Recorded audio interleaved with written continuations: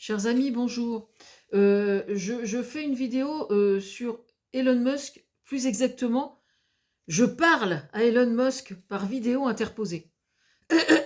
Alors je rigole parce qu'en fait, j'ai regardé complément d'enquête sur Elon Musk et je vois qu'il y a plein de gens qui, vous vous rendez compte, il a répondu à mon tweet, il a retweeté.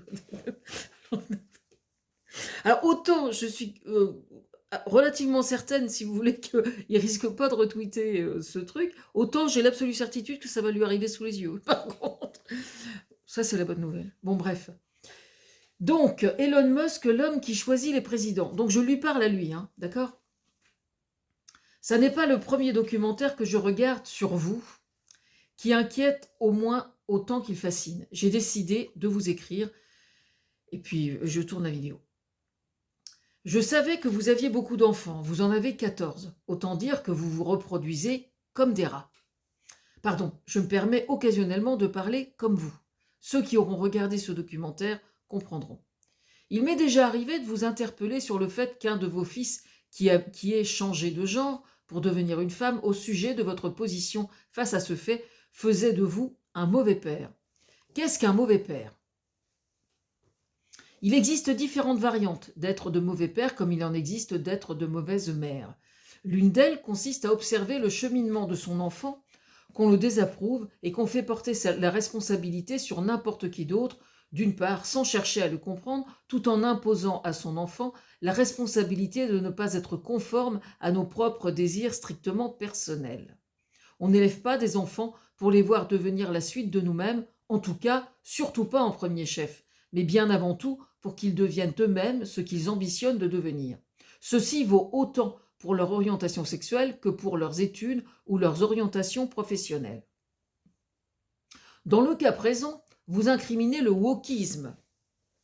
Poncif, si je puis me permettre, parfaitement ridicule et surtout indigne de votre quotient intellectuel que chacun s'accorde à reconnaître comme largement supérieur à la moyenne.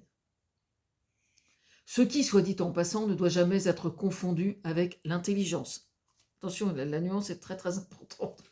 J'ai moi-même non pas une enfant qui ait changé de sexe, mais plus humblement, je le reconnais, si je puis me permettre, une de mes 3 filles est homosexuelle. Pendant mon travail thérapeutique qui a duré environ 10 ans, j'ai eu l'occasion de discuter sur ce point avec une psychiatre l'orientation sexuelle de ma fille ne nous avait posé aucun problème à son père et à moi, relativement à mon passé traumatique puisque j'ai été abusée enfant, non pas par quelqu'un de ma famille, mais par un autre homme qui travaillait à la ferme chez mes parents. Il m'avait alors été expliqué qu'il était tout à fait probable que l'orientation sexuelle de ma fille trouvait son origine dans le fait que j'ai été abusée sexuellement, moi, sa maman, quand j'étais enfant. J'ai eu l'occasion d'en parler avec elle. Elle m'a dit « Ah ouais ? Ah bon ? Ok. » On en a conclu, elle et moi, que l'explication, on s'en foutait complètement, vu que c'était d'autant plus cohérent que son homosexualité ne m'a jamais posé de problème, comme pour le reste de la famille. Donc, c'était un non-sujet, quoi.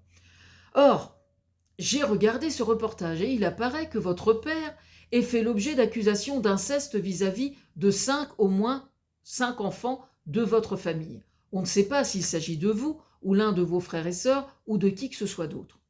Rien, effectivement, ne démontre ni ne prouve que le changement de sexe de votre fils ne soit lié à ce passé traumatique, que vous, enfant, en ayez été victime ou qu'il se soit agi de qui que ce soit d'autre au sein de votre famille. Mais les faits sont là. J'ai bien entendu que vous avez rompu avec ce père que je qualifie de toxique, alors qu'aucune plainte n'est déposée et que donc aucune poursuite ne peut aboutir.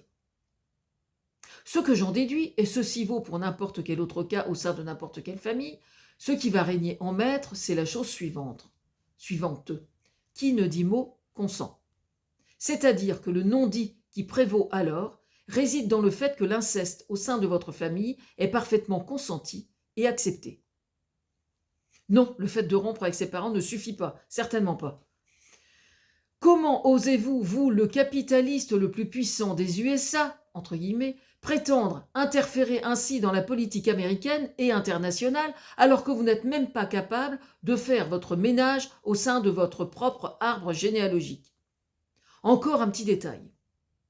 Vos 13 autres enfants, rapidement, vous tiendront rigueur, d'une part, de fabriquer l'omerta sur cette part sombre de votre histoire, mais aussi d'avoir rejeté comme un malpropre ce fils qui, par son comportement, aurait potentiellement, humblement, simplement signifié qu'il était juste un symptôme de votre famille dans ce qu'elle a de plus pourri.